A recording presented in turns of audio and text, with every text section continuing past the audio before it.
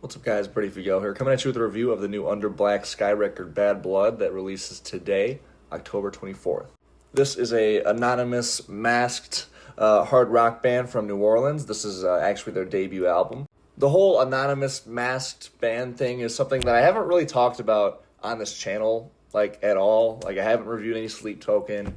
I haven't really talked about Ghost. Even President, that new band President, I kind of went out of my way not to talk about them. Regardless of whether or not you enjoy the material from said bands, this is kind of a trend. It's a trend in heavy music right now, and I actually think it's kind of refreshing to see some of that kind of bleeding into just straightforward hard rock. This band's sound is heavily influenced by bands like Breaking Benjamin, Linkin Park, 3 Days Grace, with the fairly straightforward song structures and lyrics, the overall still presence of actual guitar riffs, and an emphasis on some really, really catchy, larger-than-life choruses. And just launching into my biggest praise of this album, it's those choruses. Every single chorus on here is just so fucking catchy, even on the songs that, overall, I might not be that big on. So, the songs that I would call my least favorites on this record, I still enjoy the choruses, just because of how catchy they are. One of the best being the second track on here, Deepfake. This chorus is just absolutely massive, and with its more melodic intro and gradual upswing, it hits so hard when it first kicks in. Firefly is a track that does a similar thing. The vocals and the verses are a bit more somber, but then the second verse comes in and it's a lot chunkier. Also, the bridge riff, both of these moments kind of bring the grit that songs like this still at least need for my taste.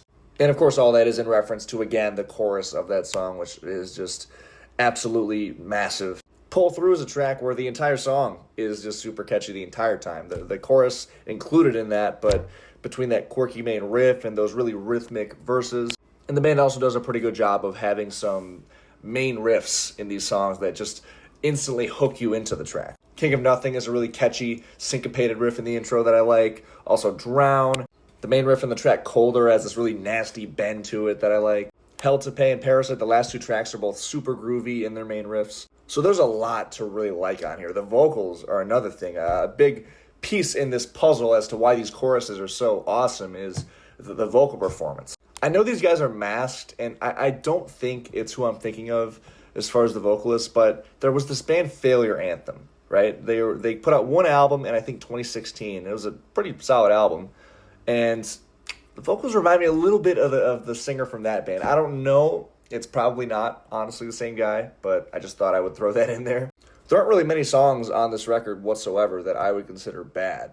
I think I do have some different points of criticism that I will talk about, but even these points that I will bring up, they're not really detrimental to this album or these songs. There are a few moments mood-wise that don't really make sense to me or come off a little bit cheesy with their melodies. There's several parts that almost have, I kept using this word when I was taking notes on this record, but almost have this element of, sass in a way, and that's always something that turns me off, especially in this genre.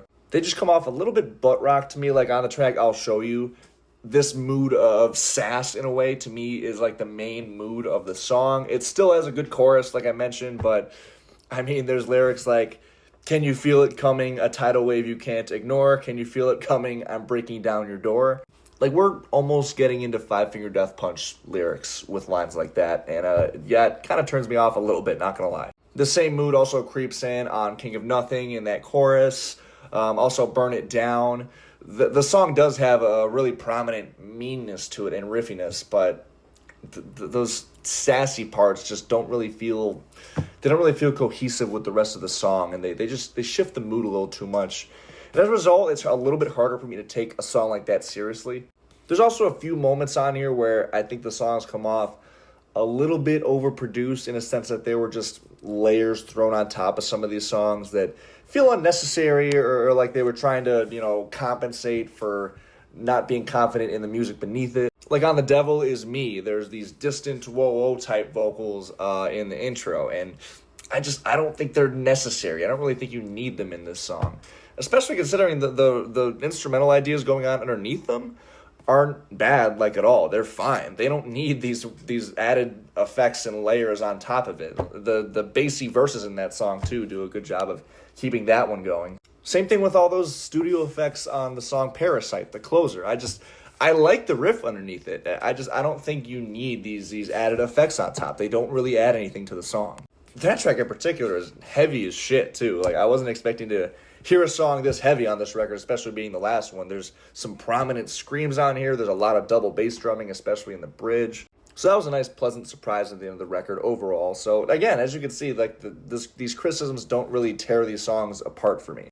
And I kind of hinted at it earlier with some of the lyrics, but the lyrics on here are kind of surface level, which I will admit is genre appropriate because, I mean, let's face it, the bands that I mentioned earlier on that this record, to my ears, takes inspiration from aren't exactly known for their, like, super profound lyrics. So, yeah, not like a deal breaker, but just something I kind of picked up on throughout this record, especially considering that this album's supposed to be a concept record, I think. At least that's what I was under the impression of. And I'm not able to really follow the concept given these lyrics. Another thing is that there isn't a whole lot of, like, variation on this record. Like, I know I singled out Parasite as one of the heavier tracks on here, and a few of the tracks dip their toes into sounding a little bit more melodic, but I think the band probably could have executed a ballad pretty well on here. Maybe have a track that's like a little bit more synthetic in its style. It's another idea, or go for even heavier than they went for on Parasite if the band is able to do that like they obviously are. Only thing though, like, the scream sounds so good on Parasite, but then on the song Drown, there's this really groovy bridge riff that kicks in, but the scream that leads into it doesn't sound great, not gonna lie. It just confuses me because 4 tracks later, the screams sound awesome. So I'm not sure exactly why that part passed the cutting room floor. But with all due respect and all seriousness, this is a good album.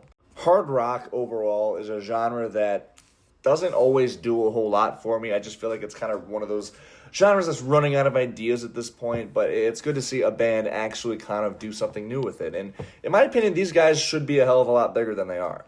I know this is their first album, and they already have at least several thousand listeners on Spotify, which is great. I hope that number keeps rising. I will say the band definitely relies a lot, it seems like, on AI for their imagery and for their music videos and stuff. I'm personally not someone who cares about that, especially if it's a smaller band. Like, it'd be different if fucking, like, Breaking Benjamin or any of the bands I mentioned before were doing that. It's just way easier and cheaper at the end of the day, which is why it makes sense for lots of bands to use it. I bring this up because I think this might turn some people off going into the record or even just seeing the band on social media or on Spotify. But if you're able to get past that, this album is worth checking out. The music on here strikes a really good balance between melodic and still having some grit, having the riffiness, having the, again, absolutely huge, massive choruses that are just so anthemic. The songs are memorable. They feel like they were labored over and truly inspired when they were written. And like I said, it's pretty rare for me to have a straight-up hard rock record in 2025 with nothing I could bash. Like, most of my complaints, I guess, was more constructive criticism than anything. I'm going to score this album a 22 out of 30.